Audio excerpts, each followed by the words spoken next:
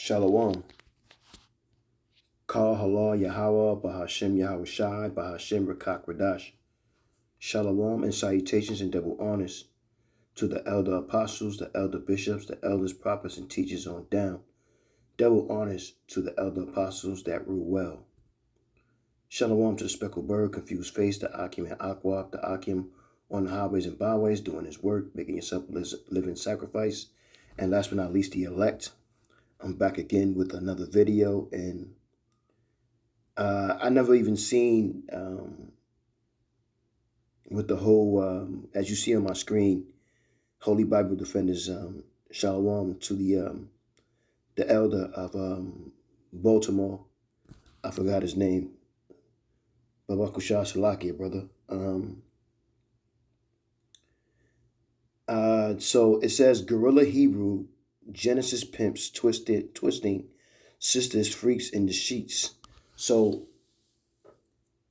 I didn't really want to kind of do this video, but it kind of fit for what I was setting up for a video to do. And I just, if I have to do videos and pull out scriptures, I will, but normally I don't. I try to stay away from the controversy of videos, not unless it's just, it's always edifying. It's always going to be edifying as far as what the video was for while I'm pulling out scriptures. But, I just like to stick to the scriptures and, give you the lesson on the scriptures, give you scriptures, as far as the title of the lesson, and stick to it like that. But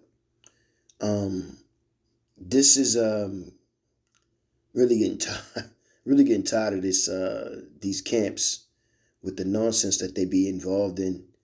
And I didn't know who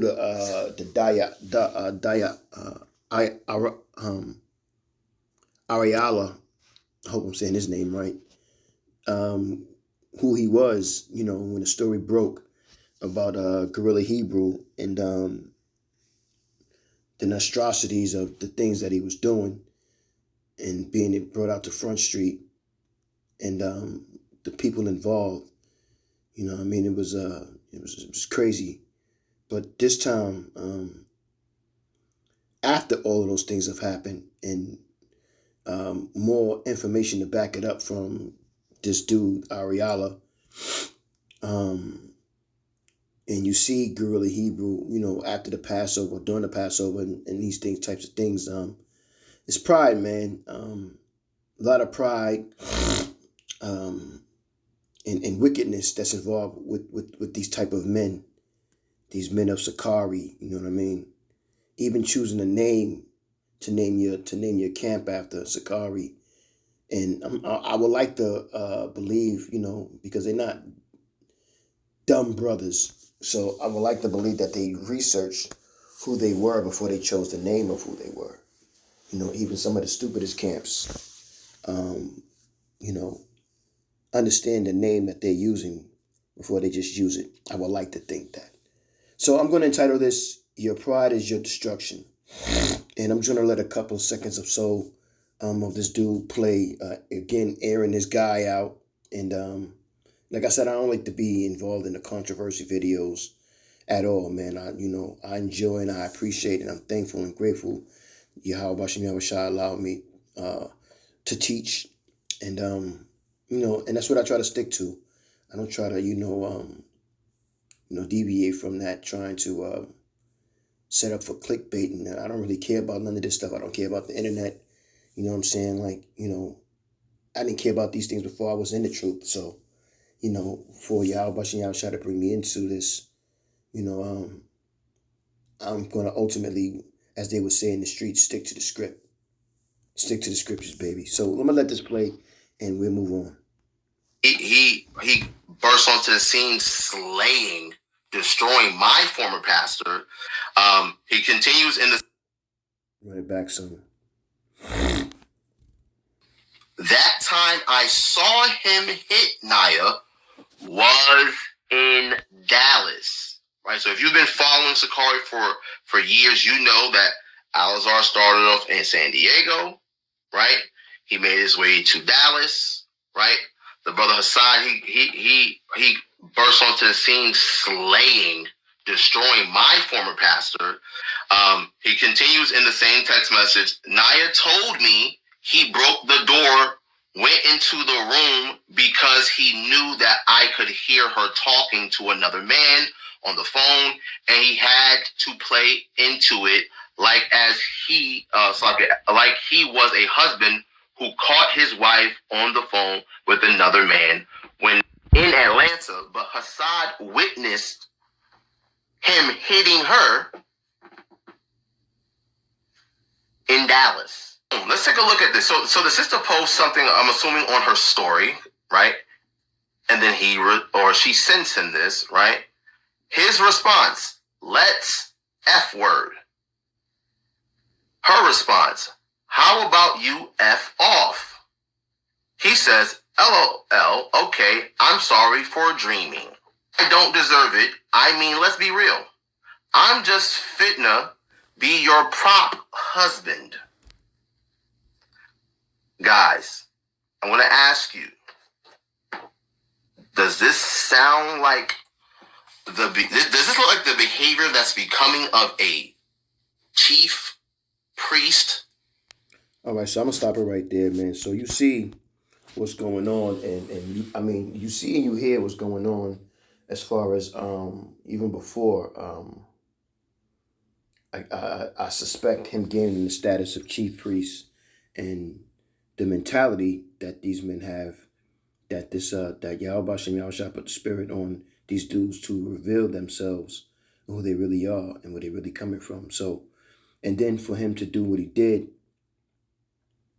and get on the internet, on the unicorn, and weep and say, hey, I'm stepping down, and I'm not doing this and I'm not doing that, and then there's more pictures of him resurfacing, during Passover, and you know what I mean. So it's just a lot of pride with these men, as well as those Genesis characters. You know what I'm saying?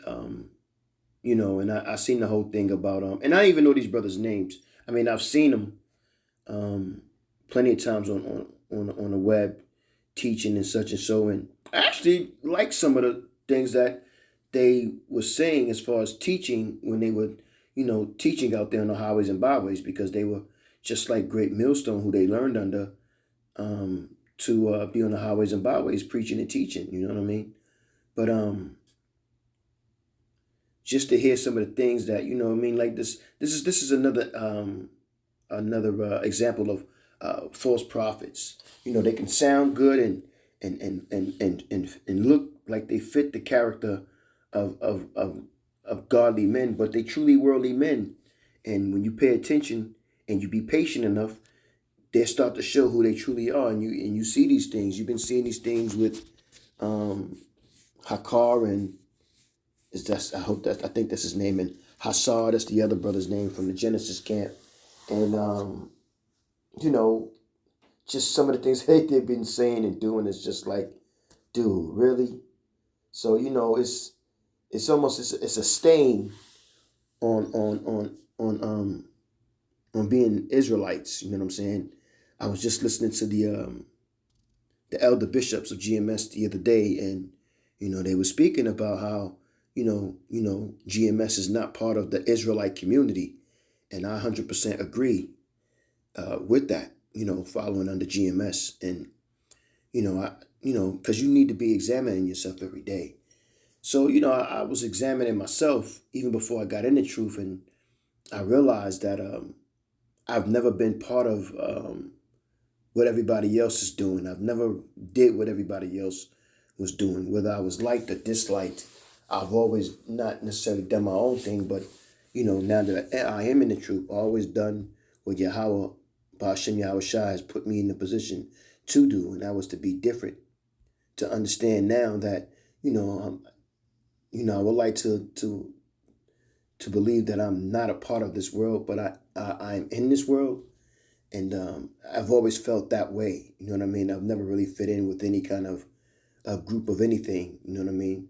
And yet, Yahweh Yahushua has always made me some type of a leader. You know what I mean? So, I didn't never ran with what everybody else is doing and how everybody else is, and I've always been a leader, and if not, then I've been by myself. So, you know, that's just something that I wanted to bring out. But you know, I've always known that there was uh beings or situations or people that was always in a better position or higher in status, whether you want to agree with it or not. So it always put me in a position of humbling myself, knowing that no matter how on top of your A game you are, there's someone always better. And that was a term that definitely went out when I was growing up as a young man. There's always somebody better. Doesn't matter how bad or how you think you are. There's always someone better, and that always put me in a perspective of humbling myself. So, without further ado, let's get to some scriptures, man. I felt like I talked too much, but let's go straight to some scriptures. It's Obadiah 1 and 3, and it reads, "The pride of thine heart hath deceived thee, that thou that dwellest in the clefts of the rock." We're talking about Esau right now, whose habitation is high, that saith in his heart, Who shall bring me down to the ground? Thou, thou exalt thyself as the eagle, and though thou set thy nest among the stars, thence will I bring thee down, saith Yahweh. And that's going to happen to all of you sets, and all of you camps that choose to go against Yahweh Hashem Yahushai, choose not to teach the right name, choose not to teach the correct doctrine, and you add and you subtract to the doctrine, Yahweh Hashem Yahushai is going to destroy you, man. And that's the pride, because when you get corrected, you get in your feelings, and then you want to be on the attack. You want to rebuke because you was rebuked. Yeah. 2 Samuel 2 and 3. Talk no more so exceedingly proudly. Let not arrogancy come out of your mouth. For Yahweh is a power of knowledge, and by him actions are weighed. So for you cats who think that, you know what I mean, like you're going to prosper in that wickedness, Yahweh Hashem Yahushua is going to destroy you. And we're starting to see it with the Sakari group. They're being destroyed. And we know, or I'm not going to say we know, but we understand that there's going to be other camps that's going to be in the line of that fire as well, whether they want to admit it or not, because of your pride, man. Psalms 10 and 4. The wicked, through the pride of his countenance, will not seek after the Most High. But the Most High is not in all his thoughts. His ways are always grievous. Thy judgments are far above out of his sight. As for all his enemies, he puffeth at them. He that saith in his heart, I shall not be moved, for I shall never be in adversity. And that is a lot of you camps today, man.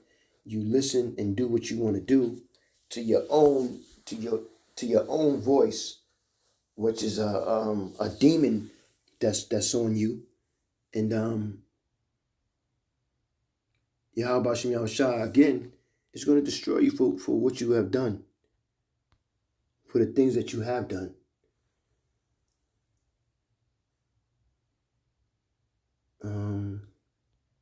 I thought I had the right one. Hold on. What was it?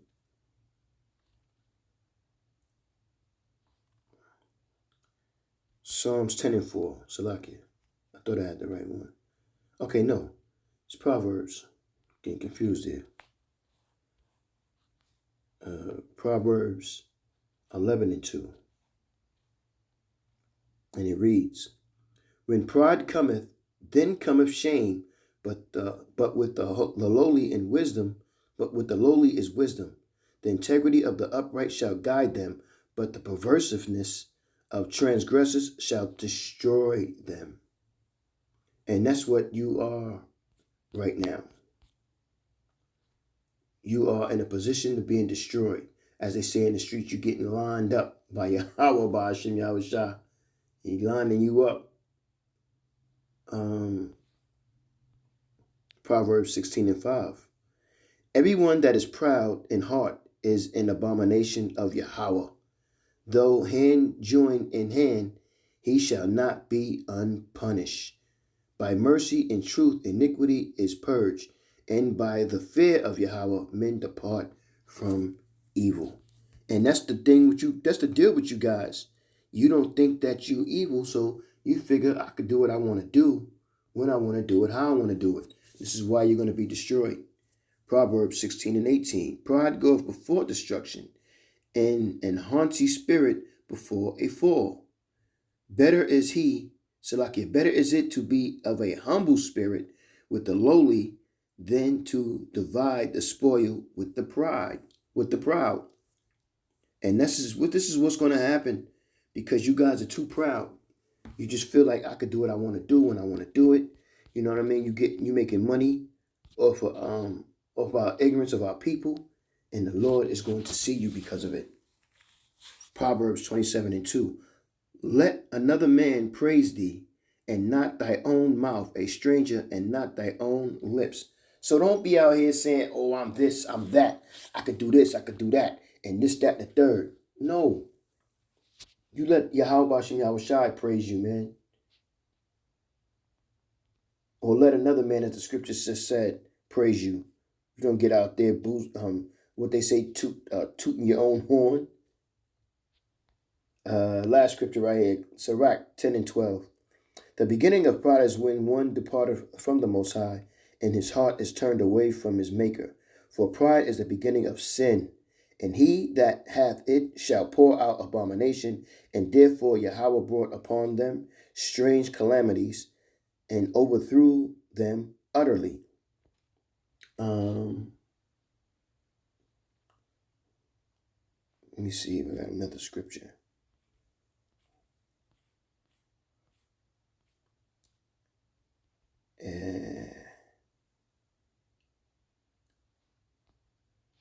Let me see.